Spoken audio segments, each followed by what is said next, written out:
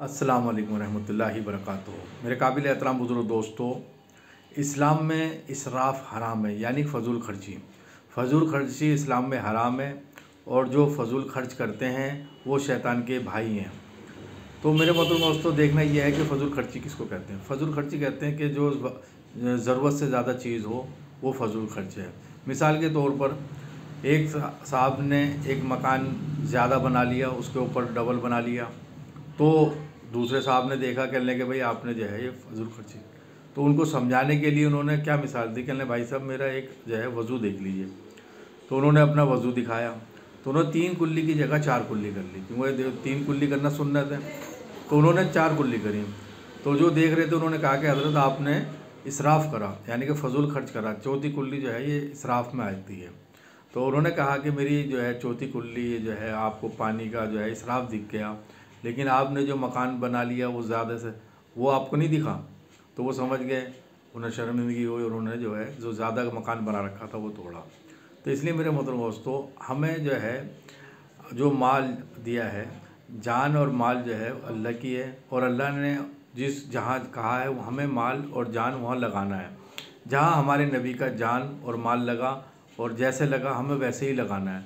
हुजूर सल्लल्लाहु अलैहि वसल्लम ने देखिए निकाह भी पढ़े और वलीमे भी करें, तो आपके निकाह और वलीमे के खर्च देख लीजिए कि वलीमे में एक वलीमा तो आपने ऐसे करा कि साहबा से फरमाया कि देखो कल जो है आपको अपने अपने जो है खाना लेकर आना है, घरों से जो भी कुछ है आपको अपने लाना है।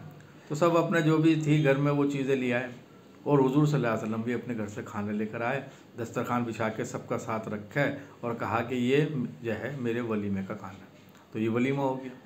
तो मेरे मोहतरम दोस्तों, आप ने वलीमा इस तरह करा, तो इसलिए जो भी हम जो है देखें कि हमारे इसमें कहीं फजूल खर्ची नहीं है। आज हम अपने घरों के और अपने घर देखें कि घर हमने कितने ज़्यादा, जो करोड़पति हैं जो मालदार हैं उनको देखिए कि एक बेटा है और 4-4 मकान हैं और मकान में कितने ऐश परस्ती के सामान हैं। तो ये जो है इस्लाम में फजूल खर्ची है, इसको अल्लाह ताला ने नापसंद फरमाया। एक साहबी ने घर बना लिया, उस पर गुंबद बना लिया ऊपर ज़्यादा, तो हुजूर सल्लल्लाहु अलैहि वसल्लम का वहाँ से गुज़र हुआ, तो आपने देखा भाई ये क्या किसने बनाया, कि फ़लाँ ने बनाया है। तो हुजूर सल्लल्लाहु अलैहि वसल्लम के चेहरे पे जो है नाराज़गी ज़ाहिर हुई।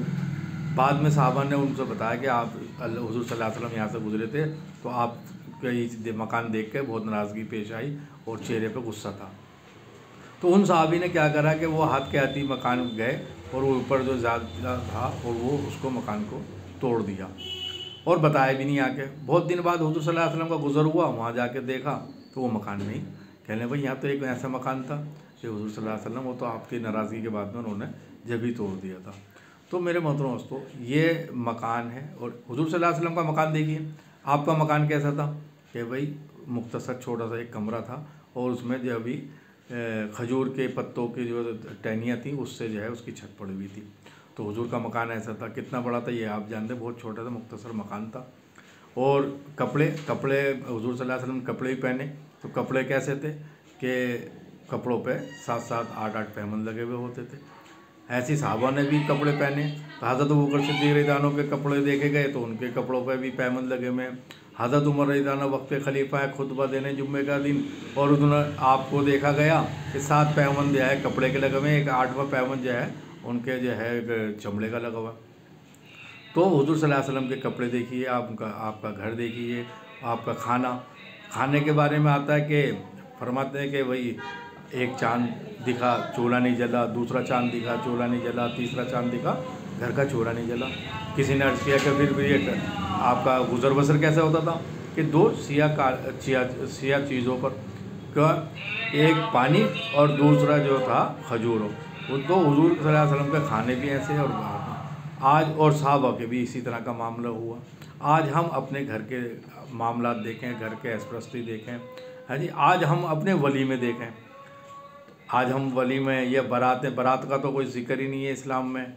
सीधा सिंपल सा है, निकाह मस्जिद में करना चाहिए। आज हमारे निकाह बारात घरों में, फार्म हाउसों में हो रहे हैं, जबकि निकाह इस्लाम में क्या है कि निकाह मस्जिद में हो, शाम के टाइम हो, हाँ जी, जो नमाजी हैं उनके सामने सब निकाह होना चाहिए।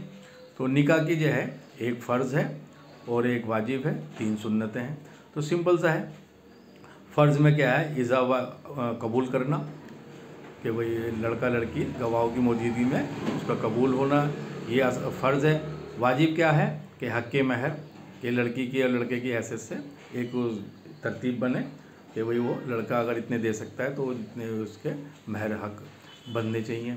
2 हो गए। तीसरा क्या है, तो 3 सुन्नतें हैं जिसमें एक खुतबा पढ़ना सुन्नत है, और दूसरा क्या है, आदमी खुतबे के बाद में छुआरे बांटना तकसीम करना, वो सुन्नत है। तीसरा वलीमा।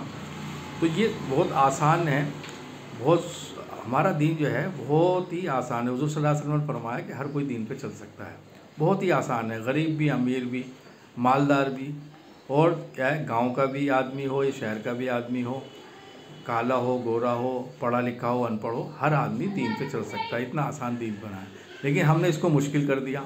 आज हमारे जो है शादियाँ देखिए, कितने बड़े बड़े जो है शादियाँ बरातें जाती हैं, फार्म हाउसों में लाखों रुपए खर्च करे जाते हैं। वो क्या है, सब फजूल खर्ची है। कल क़यामत में देखिए यह एक सवाल ये भी होगा कि माल कहाँ से कमाया और कहाँ खर्च करा। तो हम माल कमाने में भी आज़ाद नहीं है, शरीयत सुन्नत के पाबंद हैं, और हम माल खर्च करने में भी आज़ाद नहीं है, शरीयत और सुन्नत के पाबंद हैं कि जहाँ अल्लाह का हुक्म, नबी का तरीका है, माल भी वहाँ खर्च करेंगे। लेकिन आज हम माल अपनी मर्ज़ी से कि मेरा माल है, मैं चाहे खर्च करूँ। तो हमारी जो शादियाँ हैं और जो हमारे वलीमे हैं, ये आज सुन्नत तरीके पे नहीं है, बल्कि आदमी जितने भी जो खर्च कर रहा है वो अपने हैसियत के हिसाब से नहीं, बल्कि अपने नाम के लिए कर रहा है कि मेरा नाम हो, कि भाई फ़लाँ लड़की के बाप ने शादी करी, उसने क्या है जी 1 करोड़ रुपये दिया, तो वो कहता है कि अब के मैं जो है इससे ज़्यादा आगे बढ़ूँगा, मैं 2 करोड़ रुपये दूँगा। तो मालदारों में ये होड़ लग रही है। किसी ने 2 करोड़ दिए तो वो कहता है कि तीसरा अब आता है, कहता है अच्छा इसने इतने दिए, मैं जो है 3 करोड़ रुपये दूँगा। गाड़ी BMW, मर्सिडीज़, ये मालदारों की बता रहा हूँ मैं। जो गरीब है वो भी कम नहीं है, वो भी जो है अपनी हैसियत से ज़्यादा देने की कोशिश करते हैं। तो ये जो एक चलन बन गया है, ये सिर्फ नाम के लिए है, कि इसलिए नहीं है कि भाई ये सुन्नत है, बल्कि मेरा नाम हो बिरादरी में, मेरा नाम हो पूरे हिंदुस्तान में कि फ़लाँ ने शादी ऐसी करी, फ़लाँ ने निकाह वलीमा ऐसा करा। तो इन नामों के लिए हो रहे हैं। अब इनका नुकसान क्या है? इनका नुकसान ये है कि गरीब के बच्चे जो बालिग बेचारे लड़की लड़के हैं वो बैठे हुए हैं, हर आदमी मालदार को देख रहा है, जबकि दीन में आता है कि भाई आप अपने दीनदार बच्चे देखो। आपकी लड़की है तो लड़का कोई दीनदार देखो, आपका लड़का है तो कोई दीनदार लड़की देखो। लेकिन हम क्या देखते हैं? हम देखते हैं मालदार, कि मालदार जो है पैसे ज़्यादा देगा, दहेज ज़्यादा देगा या ख़र्चा ज़्यादा करेगा। तो हम दीन के बजाय बेदीनी में जाकर मालदारों को ढूंढ रहे हैं। अब होता क्या है कि मालदार ढूंढते हैं, वो तुम्हें वो अपनी हैसियत से तुम्हें ग़ुलाम बना के रखेगा, तुम पे राज करेगा, तुम उसकी जी हुजूरी करोगे। तो इसलिए जो है हमें बच्चों के हिसाब से, जब बच्चा लड़का लड़की बालिग हो जाए तो उनके लिए बच्चे दीनदार हैं। लेकिन जब मालदारों ने ये जो रस्में चला रखी हैं, इन रस्मों की वजह से गरीब की बच्चियाँ वो बैठी हुई हैं, उनके रिश्ते नहीं आ रहे हैं। आदमी मालदार ढूंढ रहा है, गरीबों को छोड़ रहा है। अब लड़कियां जवान हो गई, काफ़ी उम्रें उनकी निकल रही हैं, अब वो जो है बच्चियां अगर वो रो रही हैं रातों को, तो उनकी आह किस पे लगेगी? वो मालदारों पे लगेगी कि इन्होंने तो जो है अपने, अगर काश मेरे बाप भी मालदार होता तो मेरी भी शादी हो जाती, लेकिन जो है मैं बहुत गरीब हूँ, अब मालदार के बच्चों की शादी हो गई। तो इन गरीब लड़का हो या लड़की हो, इनकी जो आह निकलेगी, ये जो रातों को रो के जो बद्दुआएँ देंगे मालदारों, तो उनकी बर्बादी में क्या शक रह गया? तो हमारे जो है मेरे मोहतरम को निकाह बहुत आसान होने चाहिए ताकि हर गरीब बच्चा बच्ची की शादी हो जाए। लेकिन हम जो है इसको रस्मों में लेके चले गए, नाम व नमूद के लिए लेके चले गए। आज हमारे माशरा बिगड़ गया।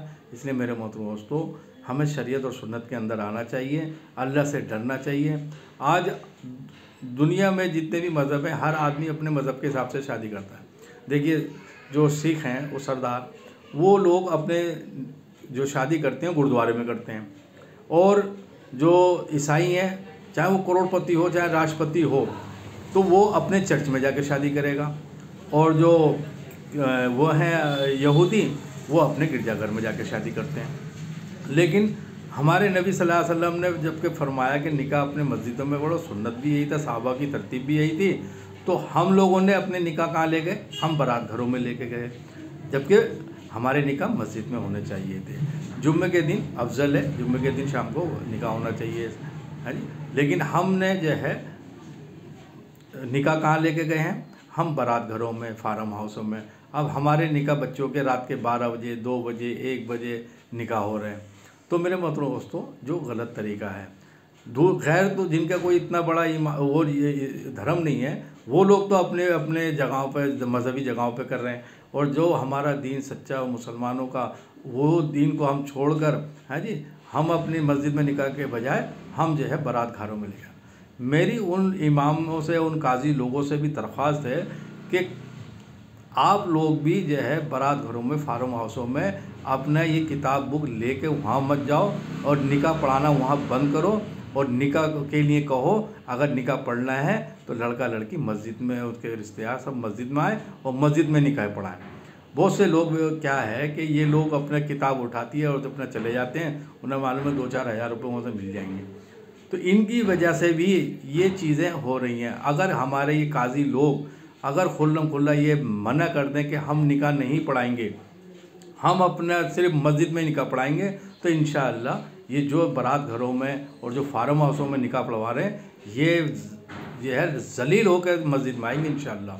तो मेरी दरख्वास्त है कि मेरे भाइयों, अपनी जान माल को वहाँ लगाओ जहाँ अल्लाह हुज़ूर सल्लल्लाहु अलैहि वसल्लम ने लगाया और जहाँ अल्लाह का हुक्म है। इंशाअल्लाह दीन पे चलोगे तो दुनिया भी कामयाब और आखिरत भी कामयाब, और दीन पे नहीं चलोगे दुनिया भी बर्बाद और आखिरत भी बर्बाद, और आखिरत में जो है हमेशा हमेशा की वहाँ पर मायूसी होगी, अफसोस करोगे, हाय ये मैंने क्या कर दिया। लेकिन मेरे मोहतरम दोस्तों, वहाँ से फिर वापसी नहीं होगी, और वहाँ तो फिर पिटाई है। इसलिए वहाँ की पिटाई से बचने के लिए अपनी ज़िंदगी में 100% दीन लाओ, अपने बच्चों को दीनदार बनाओ, पूरी दुनिया में दीन को फैलाओ। यही मेरा आपसे जो है दरख्वास्त है। अल्लाह मुझे भी और हम सबको नेक अमल करने की तौफीक अता फरमाए। अस्सलामु अलैकुम रहमतुल्लाहि व बरकातहू।